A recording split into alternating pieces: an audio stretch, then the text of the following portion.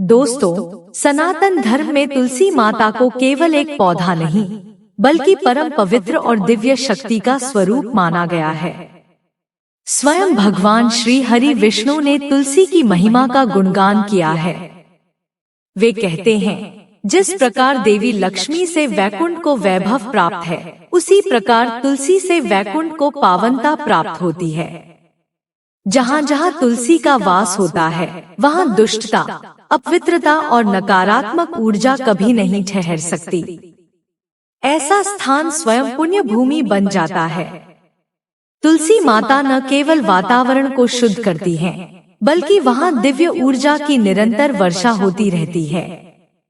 इसीलिए हमें अपने घर आंगन में श्रद्धा और भक्ति के साथ तुलसी का पौधा अवश्य लगाना चाहिए।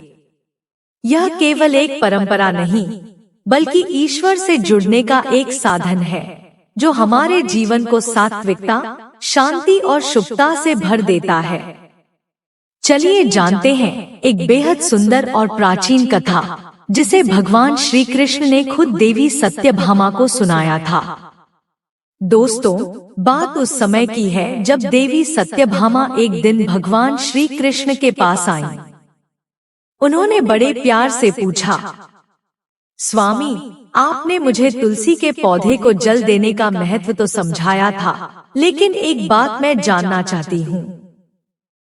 हर रोज शाम को लोग तुलसी के पास दीपक क्यों जलाते हैं? इसका क्या महत्व है? इससे हमें कौन सा फल मिलता है? और इसे सही तरीके से कैसे करना चाहिए? दीपक जलाते समय कौन सा मंत्र बोलना चाहिए? कृपया मुझे सब कुछ विस्तार से बताइए। यह सवाल सिर्फ देवी सत्यभामा का नहीं, हम सभी का है। और इसी सवाल के जवाब में भगवान श्री कृष्ण ने जो बताया, वही आज हम आपसे साझा करेंगे।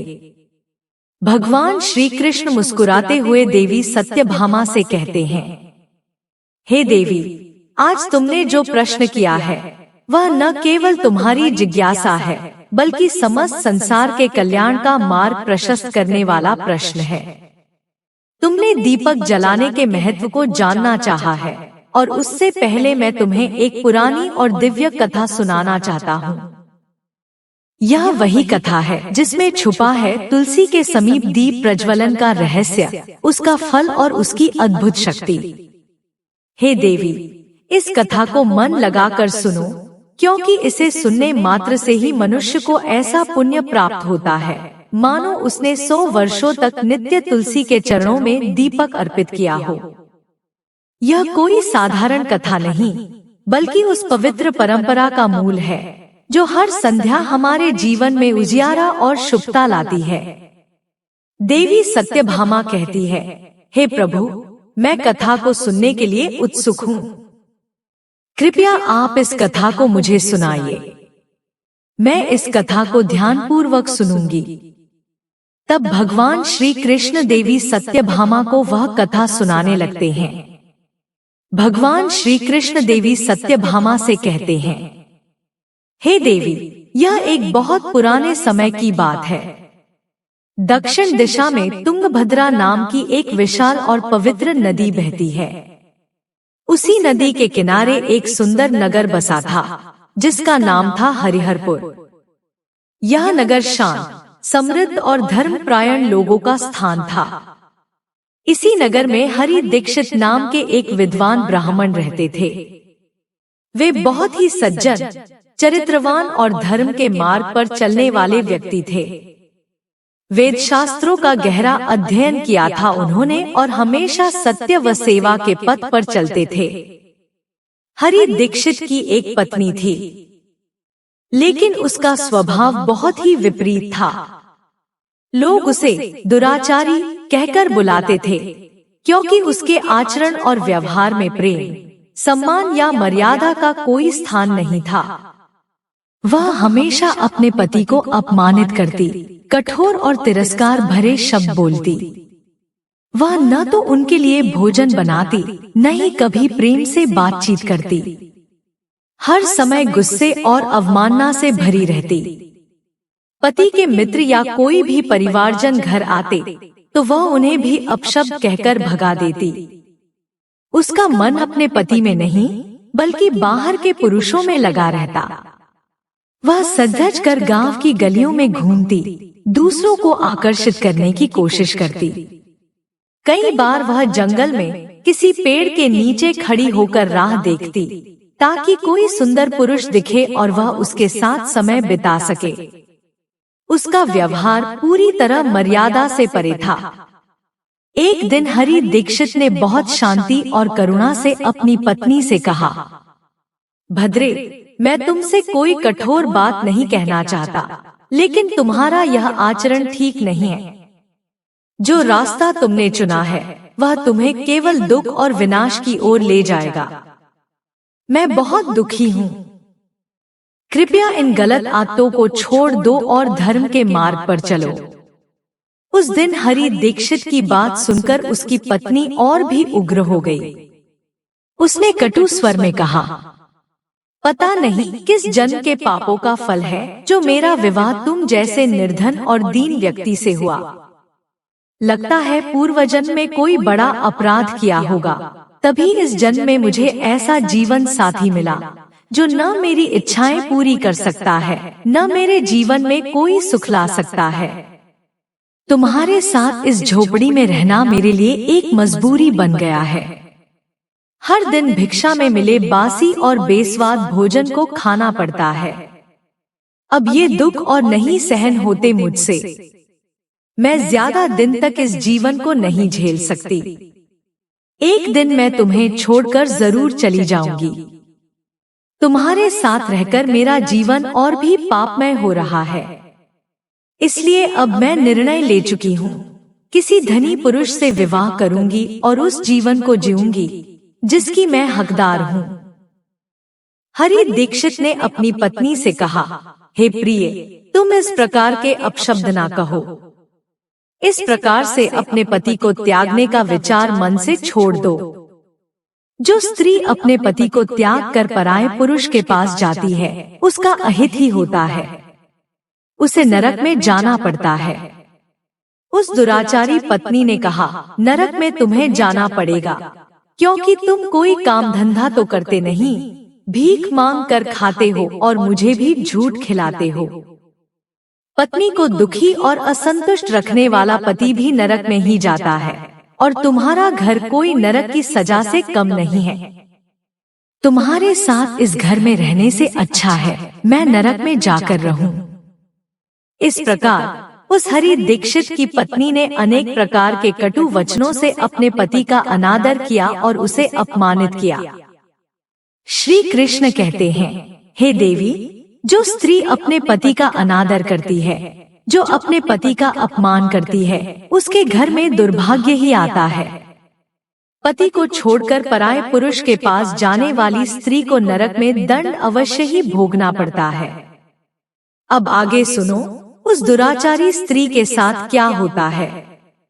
एक दिन वह दुराचारी स्त्री वन में जाकर एक वृक्ष के नीचे खड़ी हो गई। उसका चित्त काम से भरा हुआ था। वह किसी सुंदर कामी पुरुष की राह देख रही थी, किंतु बहुत समय बीतने के बाद भी उस स्थान पर कोई पुरुष नहीं आया। इसीलिए वह अत्यंत दुखी हो गई और प्रियतम की खोज में इधर-उधर देखने लगी। उस दिन उसका सारा परिश्रम व्यर्थ हो गया। वह वहां खड़ी होकर नाना प्रकार की बातें कहकर विलाप करने लगी। आज तो इस मार्ग से कोई भी सुंदर पुरुष नहीं आया। अब मैं कैसे अपनी काम शांति करूं? आज की रात कैसे बीतेगी? कौन मेरे इस सुंदर शरीर का उपभोग करेगा? मेरी जवानी और सुंदरता तो अकारण ही नष्ट हो रही है। कोई भी इस सुंदर शरीर को पाने की कामना नहीं करता। अब मैं कहां जाऊं? कौन मुझे अपनाए? कौन मेरे साथ भोग विलास करेगा? मेरा पति तो मूर्ख है, किंतु अब ऐसा लगता है कि संसार ही मूर्ख पुरुषों से भरा पड़ा है। कोई भी इतनी सुंदर स्त्री को पाने की कामना नहीं कर रहा है। मैं तो इतनी सुंदर हूँ कि देवता भी मुझे पाने की इच्छा करेंगे, लेकिन यह संसार तो पापी और तुच्छ पुरुषों से भरा पड़ा है, जो मुझ अप्सरा जैसी सुंदर स्त्री को दुर्लक्ष्य कर रहा है। हे भगवान, कोई सुंदर, बलवान और पराक्रमी नर हो तो उसे मेरे पास भेजिए। चाहे वह मेरा भक्षण भी कर ले तो भी मैं प्रसन्नता से उसका आलिंगन कर लूंगी। भगवान श्री कृष्ण कहते हैं, हे देवी, इस प्रकार से वह स्त्री जोर जोर से विलाप करने लगी। उसी जंगल में एक भयानक बाघ निवास करता था। उस पापिनी स्त्री की आवाज सुनकर वह जाग गया और उछलकर उस स्त्री का भक्षण करने के लिए उसके पास आ गया। उस बाघ का नाम था ध्वंस। ध्वंस का रूप अत्यंत भयानक था। उसका शरीर काले और नारंगी धारियों से युक्त था, जो जंगल की छाया में घुल मिल जाता था। उसकी आंखें अंगारे की तरह लाल थी, जो अंधेरे में भी चमकती थी। उसके जबड़े से लंबे तीक्ष्ण दांत बाहर निकले हुए थे, जो किसी भी जीव को चीरने के लिए पर्याप्त थे। उसकी गहरी गर्जना पूरे वन में गूंजती थी, जिससे आसपास के जीव कांप उठते थे। धंस की लंबी मजबूत पूंछ उसकी ताकत का प्रतीक थी। वह अपनी मांसल बलिष्ठ टांगों से जंगल में तेजी से दौड़ सकता था। धंस का पूरा शरीर शक्तिशाली मांसपेशियों से भरा हुआ था, जिससे वह एक ही झपट्टा में अपने शिकार को धराशायी कर सकता था। उसकी नाक से बार बार गर्म सांसें निकलती, मानो वह हर पल अपने अगले शिकार की तलाश में हो। ध्वंस का एकमात्र लक्ष्य उन पापी और दुराचारी लोगों का भक्षण करना था, जिन्हें उसकी नियति ने उसे सौंपा था। उस भयंकर बाघ को अपने सामने खड़ा हुआ देखकर उस स्त्री के पसीने छूटने लगे। वह भय से थरथर कांपने लगी। वह स्त्री कुछ करती, इतने में ही उस बाघ ने अपने पंजे से उसे घायल कर दिया और वह स्त्री जमीन पर गिर पड़ी। जमीन पर गिरते ही वह स्त्री चिल्लाते हुए बोली, अरे बाघ, तू किस लिए यहाँ पर आया है? मुझे क्यों मार रहा है? मैं यहाँ पर अपने प्रियतम को खोज रही थी। तू मुझे छोड़ दे। मेरा भक्षण करके तुझे क्या मिलेगा? उस स्त्री की यह बात सुनकर वह भयानक बाघ क्षण भर के लिए रुक गया और हंसते हुए बोला, हे दुष्टा, आज विधाता ने तुझे मेरा ग्रास नियुक्त किया है। तुझ जैसी पापिनी स्त्रियों का भक्षण करना ही मेरा काम है। तभी मुझे इस शरीर से मुक्ति मिलेगी। वह स्त्री कहने लगी, हे बाघ, तुम कौन हो? मुझे सच सच बताओ, तुम्हें किस कारण से बाघ होना पड़ा और तुम मुझ जैसी स्त्रियों का भक्षण क्यों करते हो? पहले मुझे सारी बात बताओ और फिर मेरा भक्षण करो। फिर ध्वंस नाम का वह बाघ कहने लगा, हे पापिनी, मैं तुम्हें मेरे पूर्व जन्म का वृतांत सुनाता हूँ कि किस कारण से मुझे बाघ होना पड़ा। पूर्व काल में दक्षिण देश में अमलापाहा नाम की एक पवित्र नदी बहती थी। उसी नदी के तट पर मुनिपर्णा नाम की एक नगरी बसी हुई थी। यह नगरी अपने सुंदर मंदिरों, शांत वातावरण और धार्मिक अनुष्ठानों के लिए प्रसिद्ध थी। वहां एक ब्राह्मण का परिवार निवास करता था। मैं उस परिवार में जन्मा था। मेरा नाम वेदानंद था। मेरे पिता एक आदर्श ब्राह्मण थे, जो यज्ञ, हवन और धार्मिक अनुष्ठानों का पालन करते थे। उस बाघ ने आगे कहा, हे स्त्री, मैंने अपनी किशोरावस्था में वेदों का अध्ययन किया और यज्ञ आदि धार्मिक कार्यों में पारंगत हो गया। लेकिन जैसे जैसे मैं बड़ा हुआ, मेरे मन में धन का लोभ बढ़ता गया। अनेक यज्ञों का आयोजन किया, लेकिन वे यज्ञ धार्मिक उद्देश्य से नहीं, बल्कि धन संग्रह के थे। मैं पापियों के यहाँ जाता था, जो धर्म विरोधी थे, और उनका भोजन करता था। मैंने धन के लोभ में उनके अन्यायपूर्ण कार्यों का समर्थन भी किया। धर्म के मार्ग से भटकते हुए मैंने उन वस्तुओं का दान भी स्वीकार किया जिन्हें ब्राह्मण नहीं लेना चाहिए। मेरा मन इतना लोभी हो गया था कि मैं बहाने बनाकर दूसरों से धन ऐंठता और फिर उसे वापस नहीं करता। मैंने अनेक प्रकार के छलकपट किए और इस प्रकार पाप करते हुए कई वर्ष बीत गए। समय के साथ मेरा शरीर कमजोर हो गया, बाल सफेद हो गए, आंखें धुंधली हो गईं और मुंह के दांत गिर गए। परंतु धन का लोभ अब भी मेरे मन से नहीं गया और मैं पाप करता रहा।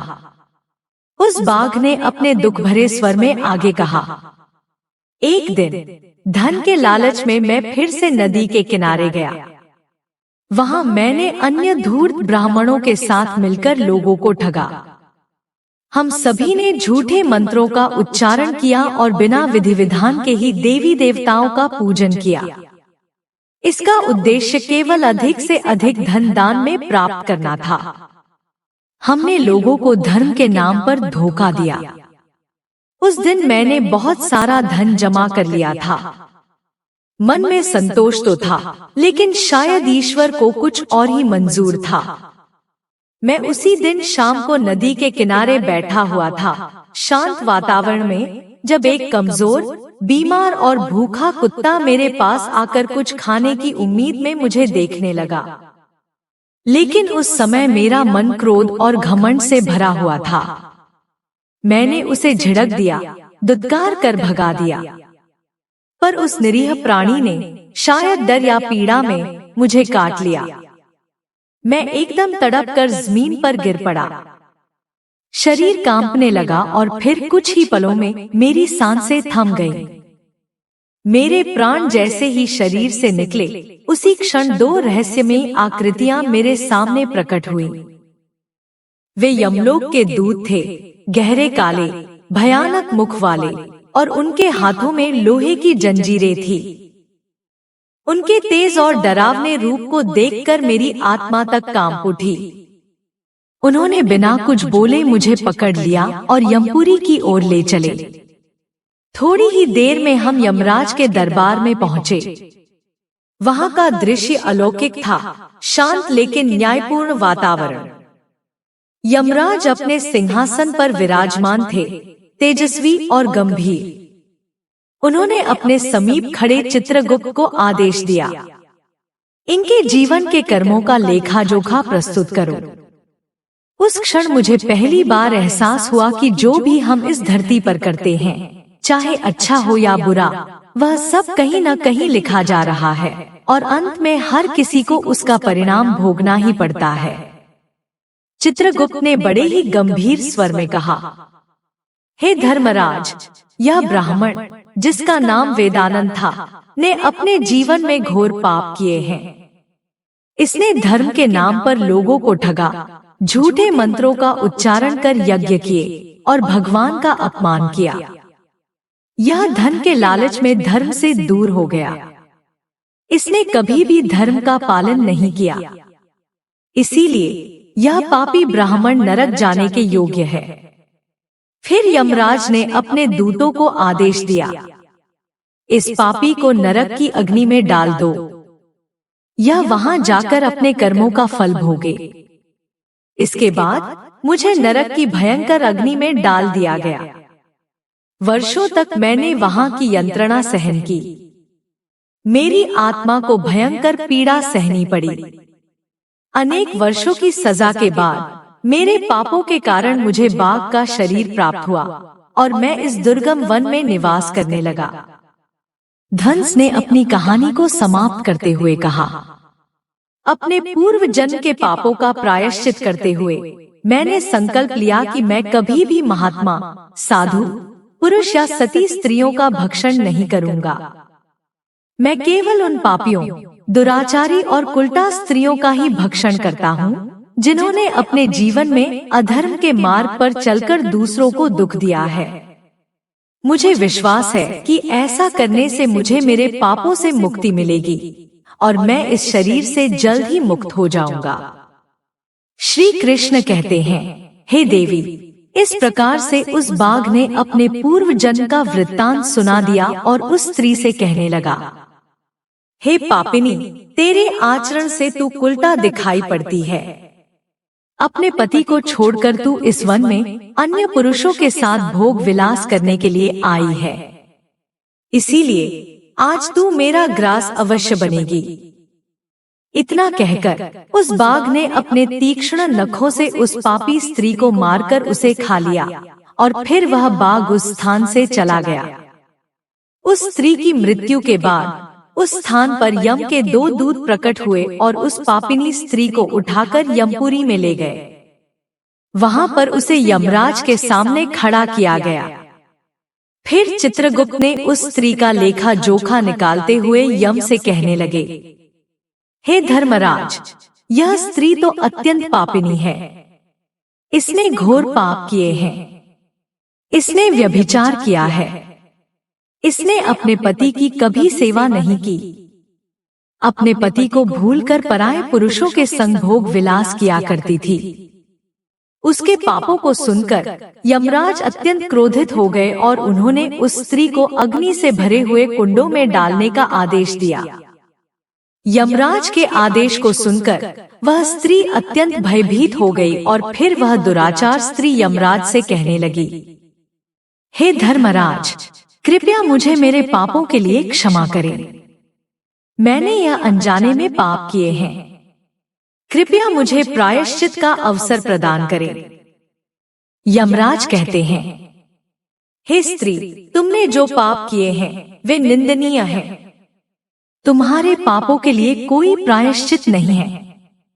जो स्त्री अपने पति का त्याग करती है, अपने पति को छोड़कर पराये पुरुष के संग विहार करती है, उसे निश्चित ही नरक में जाना पड़ता है। इसीलिए अब तुम्हें नरक की यातनाएं भोगनी ही पड़ेगी।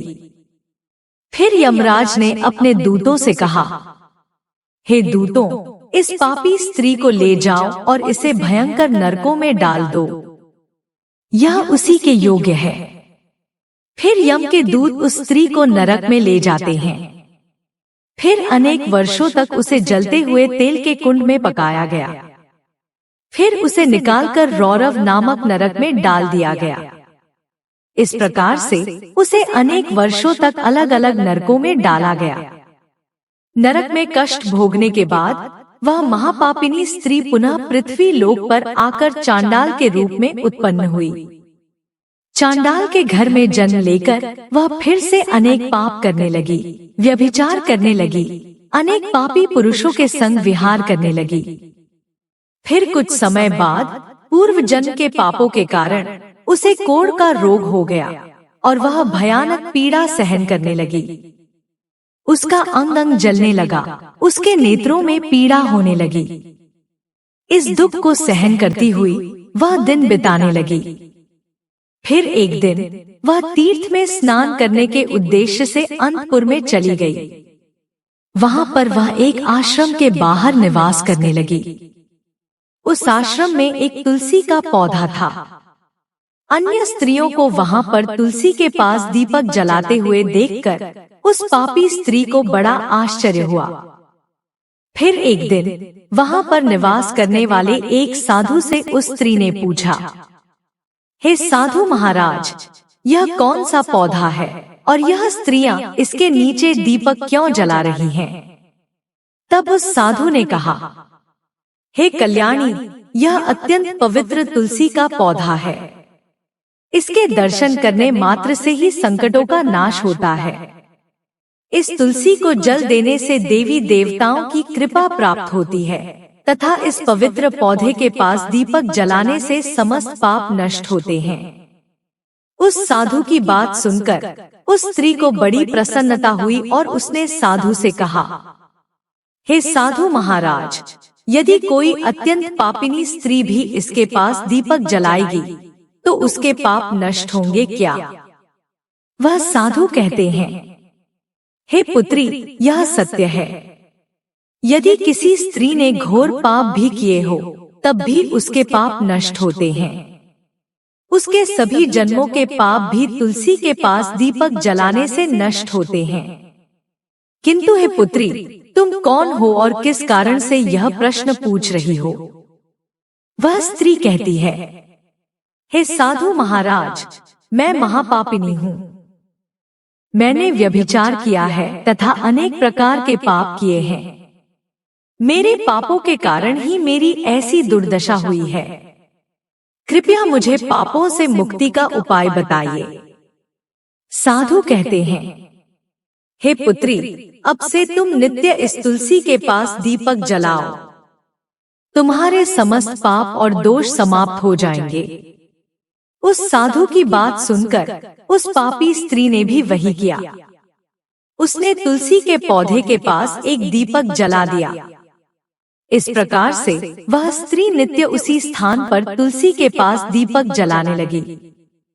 फिर एक दिन वह स्त्री शाम के समय तुलसी के पास दीपक जलाने लगी, तो उसी समय उसके हृदय फटने से उसकी मृत्यु हो गई और वह वहीं जमीन पर पड़ी रही। फिर यमराज के 2 दूत उस स्त्री को यमलोक ले जाने के लिए उस स्थान पर प्रकट हुए। जैसे ही यम के दूत उस पापी स्त्री को पाश में बांधकर ले जाने लगे, भगवान विष्णु के 2 पार्षद उस स्थान पर प्रकट हुए। वे दिव्य पार्षद अत्यंत तेजस्वी और दिव्य आभा से युक्त थे। उनके शरीर से स्वर्णिम प्रकाश की किरणें निकल रही थी, जो चारों ओर का अंधकार दूर कर देती थी। उनका रूप इतना मोहक और दिव्य था कि उन्हें देखकर किसी का भी मन श्रद्धा से भर जाता। उनके चेहरे पर शांत मुस्कान थी, जो अपार करुणा और दया का प्रतीक थी। उनके वस्त्र रत्न जड़ित और रेशमी थे, जो नीले और सुनहरे रंग में चमक रहे थे, मानो स्वयं वैकुंठ का सौंदर्य उनके व्यक्तित्व में समाया हो। उनके कानों में सुनहरे कुंडल झूल रहे थे, जिनसे दिव्य संगीत की ध्वनि प्रतीत होती थी। उनके माथे पर तिलक और चमकती हुई बिंदी थी, जो उनकी दिव्यता का सूचक थी। वे दोनों विशाल कद और बलिष्ठ थे। उनके हाथों में दिव्य गदा थी, जो न्याय और धर्म की शक्ति का प्रतीक थी। वे उस स्त्री को अपने दिव्य स्पर्श से मुक्ति का आश्वासन देने आए थे, जिससे उसके सभी पाप नष्ट हो सकें और उसे स्वर्ग की यात्रा का अधिकारी बना सकें। उन पार्षदों ने यमराज के दूतों को रोक लिया और कहने लगे, हे यमदूतों, इस स्त्री को तुम छोड़ दो। यह स्त्री नरक जाने के योग्य नहीं है। तुम किसके आदेश से ऐसा अधर्म कर रहे हो? फिर यम के दूत कहने लगे, हे पार्षदों, हम यमराज के आदेश से इस पापी स्त्री को उठाकर ले जा रहे हैं, किंतु आप हमें किस कारण से रोक रहे हो? यह स्त्री अत्यंत पापी है। इसे नरक में ले जाने की आज्ञा मिली है। यह सुनकर भगवान विष्णु के पार्षद मुस्कुराए और बोले, हे यमदूतों, तुम सत्य बोलते हो, लेकिन इस स्त्री का एक ऐसा पुण्य भी है जो इसके समस्त पापों को मिटा चुका है। क्या तुमने देखा नहीं कि इसने अपने जीवन में संध्या के समय तुलसी के समीप दीपक जलाया है? यमदूतों ने चकित होकर पूछा, हे पार्षदों, क्या केवल तुलसी के समीप दीपक जलाने से इसके समस्त पाप नष्ट हो सकते हैं? भगवान विष्णु के पार्षदों ने गहन दृष्टि से यमदूतों की ओर देखा और समझाया, तुम इस बात को नहीं समझते यमदूतों। तुलसी भगवान विष्णु की परम प्रिय है, और जो भक्त श्रद्धा और भक्ति से तुलसी के समीप दीपक जलाता है, वह विष्णु की कृपा का पात्र बन जाता है। संध्या के समय दीपक जलाने का पुण्य अनंत गुना बढ़ जाता है, और यह न केवल उसके पापों को नष्ट करता है, बल्कि उसे स्वर्ग का अधिकारी भी बनाता है। इस स्त्री ने सच्चे मन से तुलसी का पूजन किया और दीपक प्रज्वलित किया है। इसी कारण इसके सारे पाप जलकर राख हो चुके हैं। अब यह नरक जाने के योग्य नहीं है। यमदूतों ने अपने हाथ जोड़कर कहा, हे पार्षदों, आप सत्य कह रहे हैं। हमें इसकी भक्ति के बारे में जानकारी नहीं थी। यदि यह भगवान विष्णु की प्रिय भक्त है, तो इसे हम कैसे नरक ले जा सकते हैं? भगवान विष्णु के पार्षदों ने मधुर स्वर में कहा, इसीलिए हे यमदूतों, अब तुम लौट जाओ। इस स्त्री ने तुलसी की सेवा की है। वह उस दीपक की रोशनी में अपने सारे पापों को भस्म कर चुकी है। अब इसे विष्णु लोक में ले जाया जाएगा, जहां इसका स्वागत होगा। यह अब स्वर्ग की अधिकारी बन चुकी है। पार्षदों की बात सुनकर उन यमदूतों ने उस स्त्री को उसी स्थान पर छोड़ दिया और यमलोक लौट गए। वहां जाकर उन्होंने यमराज को सारा वृत्तांत सुना दिया। फिर भगवान विष्णु के पार्षद उस स्त्री को दिव्य विमान में बिठाकर स्वर्ग लोक ले गए। भगवान श्री कृष्ण कहते हैं, हे देवी सत्यभामा, इस प्रकार से तुलसी के पास केवल दीपक जलाने मात्र से ही मनुष्य के सभी पाप नष्ट हो जाते हैं। जो स्त्री नित्य शाम को तुलसी के पास दीपक जलाती है, वह सौभाग्यशाली बनती है। उसके पूर्व जन्मों के सभी पाप नष्ट हो जाते हैं। उसे सुख समृद्धि की प्राप्ति होती है। रोज तुलसी के पास दीपक जलाते समय इस मंत्र का उच्चारण करना चाहिए। ओम तुलसी देव्यै च विद्महे विष्णु प्रियाय च धीमहि तन्नो वृंदा प्रचोदयात्।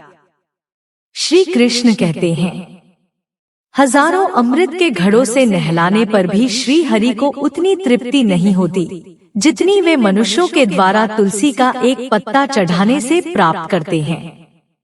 10,000 गोदान से जो फल प्राप्त होता है, वही फल तुलसी पत्र के दान से पा लिया जाता है। जो मृत्यु के समय अपने मुख में तुलसी पत्र का जल पा जाता है, वह संपूर्ण पापों से मुक्त होकर श्री कृष्ण के धाम जाता है। जब भक्त तुलसी के पास दीपक जलाता है, तो उस प्रकाश में निहित ऊर्जा नकारात्मक शक्तियों को नष्ट करती है और सकारात्मकता का संचार करती है। यह आध्यात्मिक वातावरण को शुद्ध करता है और घर में देवताओं की कृपा को आकर्षित करता है। दीपक का प्रकाश अज्ञान के अंधकार को दूर करता है और ज्ञान की ज्योति को प्रज्वलित करता है। तुलसी के पास दीपक जलाने से मनुष्य के भीतर शुद्धता और पवित्रता का भाव उत्पन्न होता है, जिससे उसकी भक्ति और ध्यान की शक्ति बढ़ती है। यह मान्यता है कि जब व्यक्ति तुलसी के पास दीपक जलाकर उसकी आरती करता है, तो भगवान विष्णु का ध्यान अधिक सरलता से प्राप्त होता है। यह साधक के मन को स्थिर और शांति की ओर ले जाता है, जिससे ध्यान में एकाग्रता बढ़ती है। तुलसी के पास दीपक जलाने का अनुष्ठान सूर्यास्त के समय करना अत्यंत शुभ माना जाता है।